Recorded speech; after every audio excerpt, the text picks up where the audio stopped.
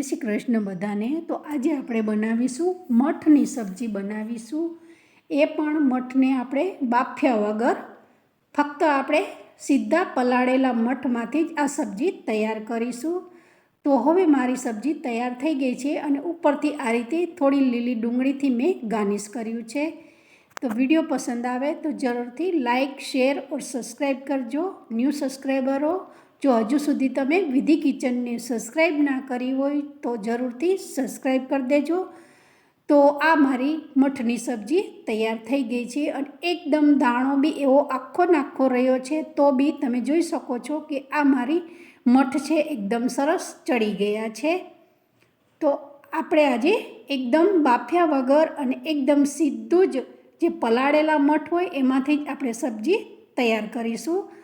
तो हवे तमारे जे दिवसे मठ बनी सब्जी बनावी होय एनी आगली राते तमारे आ प्रोसेस करवानी होय छे। तो सौथी पहेला आपणे 1 चमची में अत्यारे मठ लीधा छे। तमारे केटला वधारे सभ्य होय ए प्रमाणे तमारे मठ लेवाना होय छे। तो मैं अत्यारे 1 चमची मठ लीधा छे एनी सामे 3 गणुं मैं पाणी नाख्युं छे, कारण के मठमां पाणी वधारे हशे तो अंदर एके भाग काचो न रहेशे, नहीतर काचा मठ थोड़ाक बी रही जशे तो ज्यारे बनी जशे त्यारे ए मठ चढ़तो नथी, एवो ने एवो काचो रहे छे अने ए सब्जीमां आपणे मोंमां आवे छे। तो बीजे दिवसे तमे जोई शको छो, जुओ आ रीते मारा मठ सरस पलળી गया छे।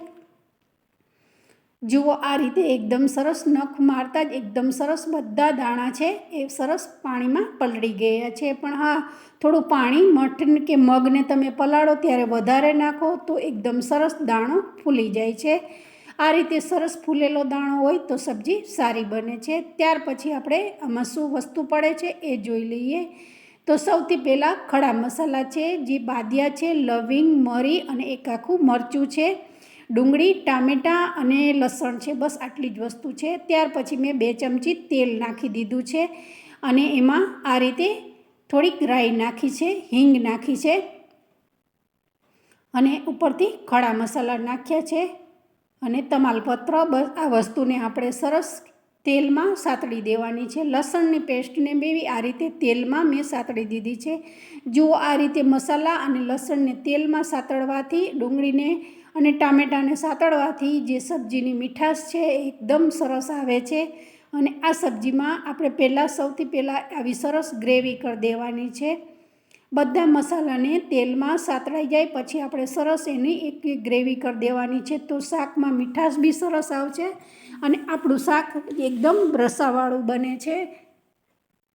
अने बीजी वस्तु ई के आपणो जे मठनो दाणो छे ई आपणे आखो आखो ज रहेवा देवानो छे। कोई एमां जे आपणे बाफीने बनावीशुं तो केवुं के एक सीटीमांय पलाळेला मठ होय छे ए केवा बफाई वधारे बफाई जाय छे तो एनुं शाक एकदम सारुं नथी लागतुं। पण एकवार आ मैं बनाव्युं ए रीते तमे ट्राय करशो तो तमने खबर पड़शे कि आ सब्जी केटली सरस थाय छे। त्यार पछी मैं रूटीन मसाला कर्या छे, हळदर, धाणा जीरुं अने थोड़ो किचन किंग मसालो नाख्यो छे।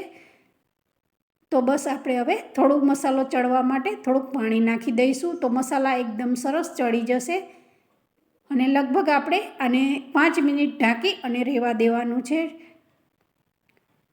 तो एनी सरस एकदम ग्रेवी थई जशे। जे आपणे ढांकीने मूकी दईशुं तो एकदम सरस जे मसाला चढ़ी जशे अने उपरथी एकदम तेल आवी जशे। तो हवे मारी 5 मिनिट थई गई छे। आपणे हवे चेक कर लईए। तमे जोई शको छो कि जुओ आ रीते उपर सरस तेल आवी गयुं छे अने आपणा मसाला एकदम सरस चढ़ी गया छे अने बधी जे वस्तु टामेटा, डूंगળી, लसण ने बधी पेस्ट जे आपणे नाखी छे ए एकदम सरस पोचुं पड़ी गयुं छे अने ग्रेवीना आकारमां आवी गयुं छे। आ रीते ग्रेवी थवी जोईए सब्जी में तो ए सब्जीनो टेस्ट बी सरस आवे छे। अने कोई बी भाग जुओ डूंगળીનો के टामेटानो मोटो मोटो भाग रही गयो होय तो एने आवी रीते चमचानी मददथी थोड़ो प्रेस करशो तो ए बधुं भांगी जशे अने सरस पोचुं पड़ी जशे। हवे आपणे जे काचा धोयेला ज मठ लीधा छे एने आ रीते तमने जोई शको छो कि मैं आ रीते काचे काचा ज मारा मठ छे। आमां मैं कोई पाणीथी वराळथी बाफ्या नथी के कंई नथी कर्युं, सीधे सीधा आपणे ग्रेवीमां ज नाखी देवाना छे। जुओ आ रीते आपणे ग्रेवीमां ज नाखी अने आपणे लगभग आने 7 मिनिट सुधी थवा देवानुं छे, कारण के आपणा मठ छे ए काचा छे એની કોઈ આપણે પ્રોસેસ કરી નથી, એટલે એને ચેડવવા બહુ જરૂરી છે. અને આ ખાસ વાત આપણે સબ્જીમાં એ બી ધ્યાન રાખવાનું છે કે મઠનો દાણો છે એ આપણે ભાંગી ન જવો જોઈએ. અને જુઓ, આ રીતે તમે સબ્જી બનાવશો તો મઠની જે અંદર વિટામિન્સ છે એ સબ્જીમાં આવી જ રીતે અંદર જળવાઈ રહેશે. અને મેં લાસ્ટમાં મીઠું નાખ્યું છે અને અડધો ગ્લાસ પાણી નાખ્યું છે. આ સબ્જીમાં જે તમે બાફ્યા વગર બનાવશો તો એના વિટામિન્સ એકદમ જળવાઈ રહેશે. અને બીજી વસ્તુ કે આ મઠનો સ્વાદ બહુ મીઠો આવે છે. જે આપણે બાફીને બનાવીએ છીએ એના કરતાં સાવ અલગ જ આનો ટેસ્ટ આવે છે. અને બધા વિટામિન્સ તો અંદર જળવાઈ જ રહેશે. અને ઉપરથી આપણે એક બીજી પ્રોસેસ કરીશું, ઉપરથી વરાળમાં આપણે કરીશું, કારણ કે આપણે ગ્રેવીનો જે રસો બનાવવાનો છે એ થોડો જાડો બનાવવાનો છે, પતલો નથી પાણી જેવો બનાવવાનો.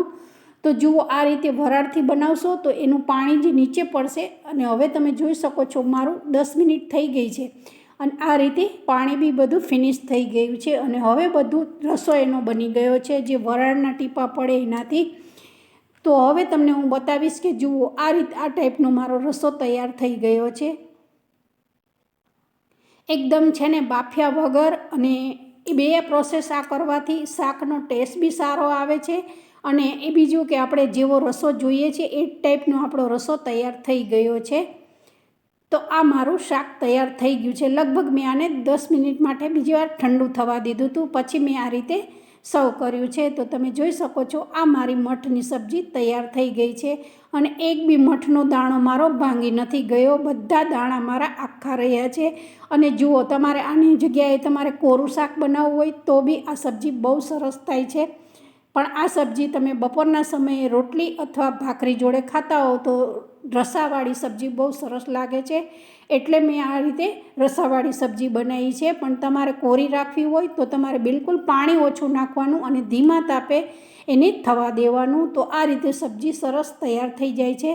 તો તમે જોઈ શકો છો મારી આસાનીથી એકદમ સરસ વરાળમાં જ એકદમ આ સબ્જી તૈયાર થઈ ગઈ છે. નથી મેં બાફ્યા, સીધું આપણે પલાળેલા મઠ છે એની જ સબ્જી આ રીતે તૈયાર કરી છે.